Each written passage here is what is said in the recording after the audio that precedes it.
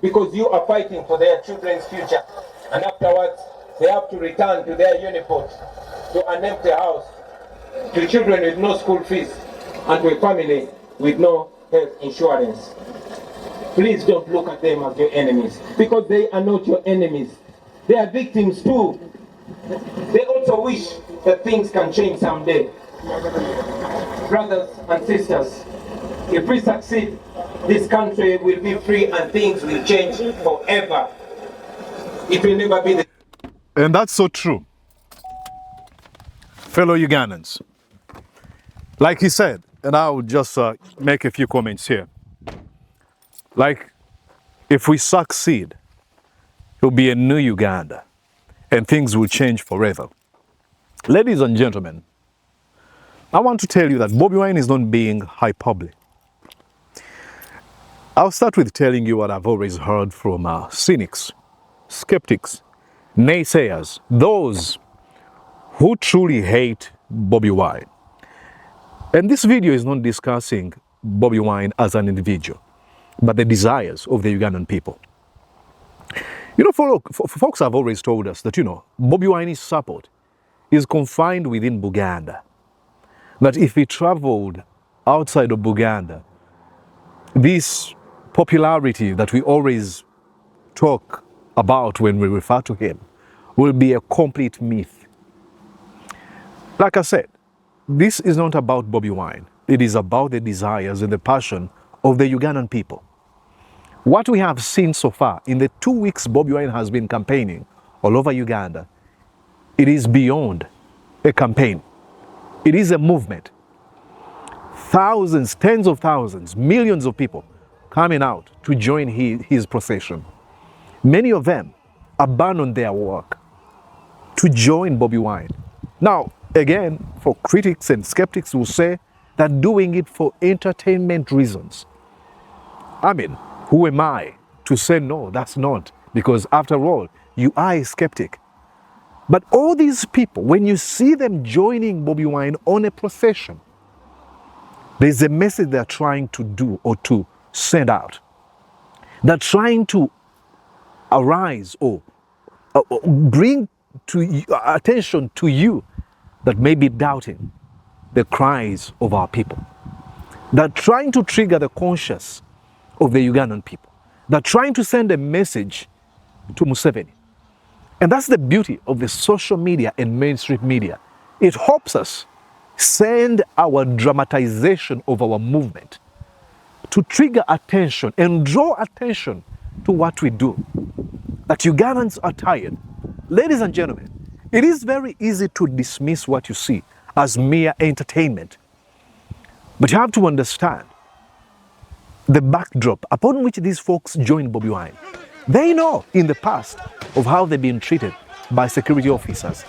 They've been abducted, many of them tortured, others disappeared, and many of them killed.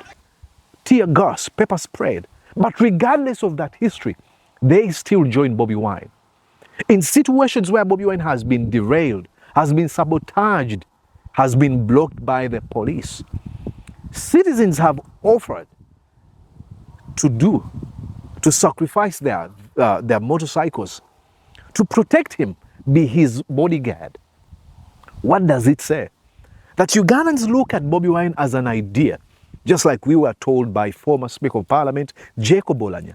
Bobi Wine is not a person in this election. It is an idea. And How do you mean? Yeah, if you think it's the charisma of Bobi Wine that built his profile that to extent, you are making a mistake. Bobi Wine is an idea. And the idea is? And the idea is, a lot of people are dissuaded by the issue of longevity in government. Most of the intellectuals are disgruntled about that. And they bought that idea that, you know what, this man has stayed too long, he must go. That Bobi Wine is an idea. And if you ignore this idea, minimize it, reduce it to mere entertainment, you're missing a very big point. These are Ugandans. These are Ugandans saying, we are tired of the Museveni regime. And we are not ready. We are not going to hide our discontent. And how do we respond to this? Especially folks who are in positions of leadership in Uganda would have an epiphany and be like, oh, maybe we need to fix something. Maybe we need to make sure that we have a free and fair election that can lead to a peaceful transition.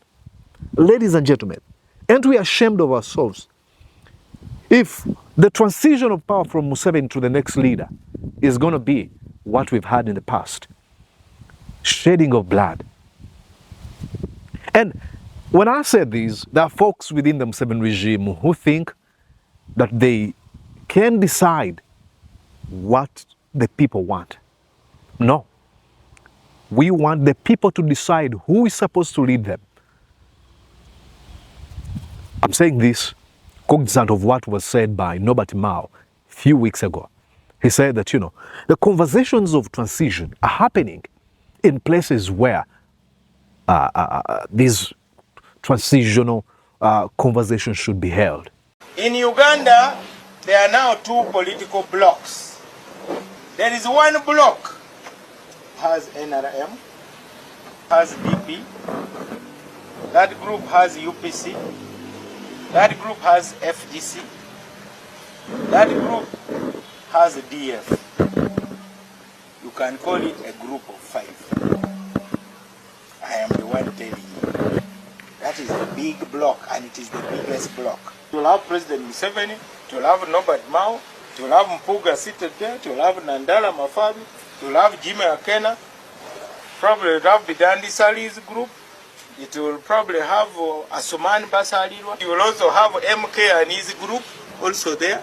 Forget about the Bubadi. In the Bubadi, people talk on TV, but now me, I'm telling you that that's a group of 5. Now, the other group that does not believe in cooperation, we call them regime change fundamentalists. We call them the Agende group. That group is very poisonous. They have Busagwa. And there's need to remove the poison from their politics. How ironic that those words are coming in from a Minister of Justice and Constitutional Affairs. Underline constitutional affairs. He knows that there is only one way Ugandans can be satisfied when it comes to who occupies the highest office in the land. It is through polls. It is through listening to the vast majority of Ugandans. How ironic that those words were coming in from a man who belongs to the Democratic Party. Ladies and gentlemen, what is democracy? I remember my first year in university. That's what I learned that's what I was taught in political science. The government of the people, by the people, and for the people. And who are these people? They're Ugandan people. Norbert Mao wants to suspend a constitution so that we are ruled by decree. Idi Amin did the same. Obote suspended the constitution. We have an entire period in our country that's not good. The constitutional crisis in Uganda. Norbert Mao, you should be ashamed of yourself. I usually see him when he's holding his press conferences with that smug and boring smile, telling Ugandans that they have no right to elect their next leader. At this moment, the vast majority of Ugandans have said it is Bobi Wine.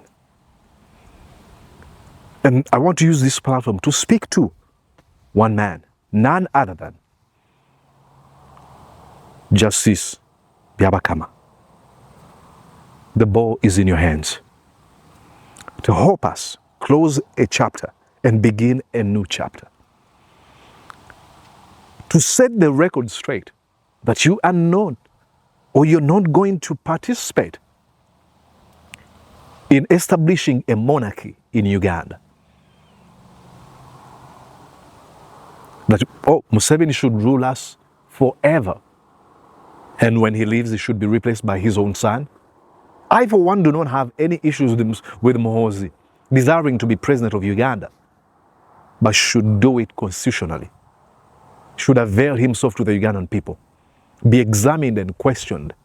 Let's go to the polls and let Ugandan people decide that Muhoozi can be president of Uganda. Not by him choosing to rule us by force. So as we see all these groups, thousands and thousands of people, all coming out to support Bobi Wine, let us remember what they're trying to say. That they are tired. That they are wanting Bobi Wine to be president.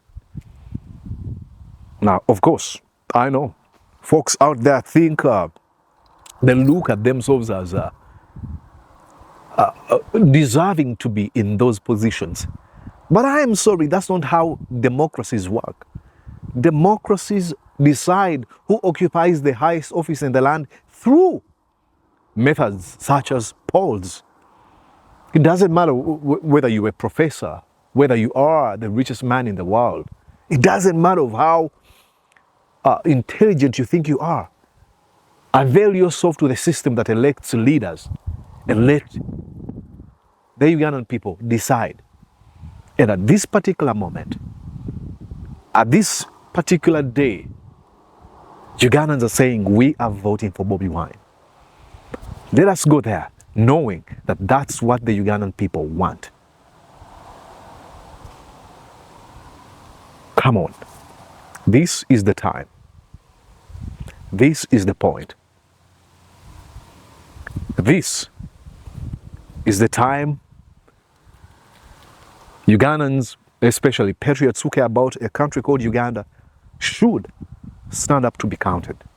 Do you stay silent when our country is going to the dogs? Do you allow Museveni to triumph over us through ways of dictatorship and tyranny? Or do you say no? I can be part of the movement that's going to build or open a new page that tells us about a new Uganda, where the rule of law is respected, human rights are respected, where corruption is an evil that folks get punished for, where leaders love their country and they show it through their policies. Are you going to stand to be counted? Are you going to be on the right side of history? That's what you see. When you see thousands following Bobi Wine, they're not just there for entertainment. Okay, there could be like 5 or 10 or so who are just there for entertainment reasons. But the vast majority are there to express their support for a man that has made a promise that will revolutionize, that will change things. So let's join him and change the future of our country, Uganda. And I'm back to my hiding place. See ya. You can now turn off the camera.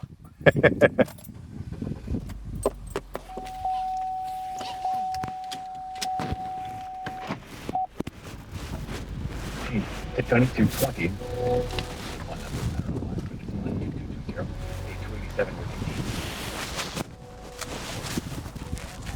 Bobi Wine is not a person in this election. It is an idea. Did you enjoy what you just watched? I'm sure they did. I'm going to guess that you did. How about you consider subscribing to Mordecai Marissa Live YouTube channel? Thank you.